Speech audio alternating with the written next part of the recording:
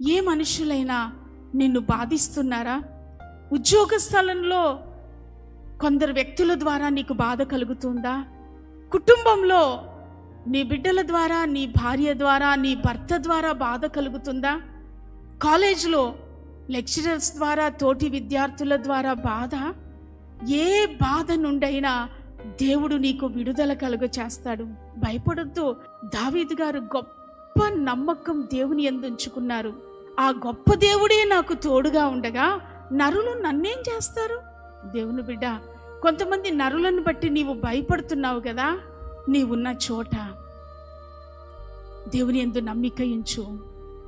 ఆ నమ్మకమే ఏ నరుడు నిన్నేమి చేయలేడు అన్న ధైర్యాన్ని నీ గుండెల్లో పుట్టిస్తుంది.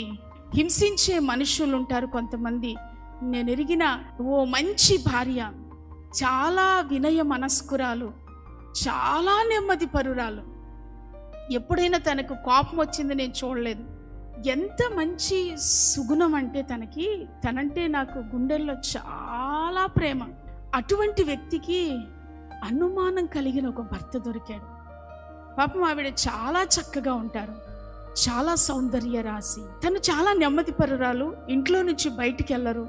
ఏ పురుషుడిని ఎప్పుడు చూసింది లేదు, ఏ పురుషుడితో మాట్లాడింది లేదు. కానీ ఆ భర్త తనని ఎంతగా టార్చర్ పెట్టేస్తాడంటే, ఎవరైనా తలుపు కొట్టారనుకోండి, బయట నుండి తలుపు తీయడానికి ఒకవేళ వెళ్ళిద్ది అనుకోండి, తలుపు వెంటనే ఎందుకు తీసావు? నిన్నెవరు తీయమన్నారు? ముందు సీత్రూ గ్లాసులో నుండి చూడాలి. సరే, బయట కారిడార్లో వరండాలోకి వెళ్ళి బట్టలు ఆరేసుకుందామని వెళ్ళారనుకోండి, అక్కడికి ఎందుకు వెళ్ళావు? బట్టలు వరండాలో ఆరేయొద్దన్నాను కదా నేను. లోపల ఆరేస్తే ఎట్లా ఉంటాయండి బట్టలు? ముక్క వాసన. అక్కడికి వెళ్ళొద్దన్నాను కదా, ఎందుకు వెళ్ళావు? వాసన వస్తాయండి. వాసన వస్తే ఏమైంది? వాసన వచ్చినా పర్వాలేదు, నేను డ్యూటీ నుండి వచ్చిన తర్వాత నేనే బయట ఆరేస్తాను. కావాలంటే బట్టలు ఆరేయడానికి కూడా నువ్వు బయటికి వెళ్ళడానికి వీల్లేదు.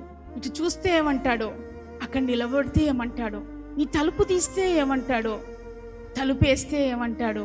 అనుక్షణం ఎంత భయంకరమైన హింస అంటే, నిజంగా ఆవిడ ఆ హింసను భరించలేక బీపీ, షుగర్, థైరాయిడ్ 3 ఆవరించాయి తనని.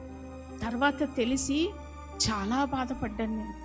దేవుని బిడ్డ, యెహోవా యందు నమ్మిక ఉంచు. దేన్ని బట్టి భయపడుతున్నావో, వ్యాధిని బట్టా, ఆ వ్యాధి నుండి దేవుడు నీకు విడుదల కలిగిస్తాడు. విడుదల కంటే ముందు నీ గుండెల్లో ధైర్యాన్ని పోసే దేవుడు మన దేవుడు.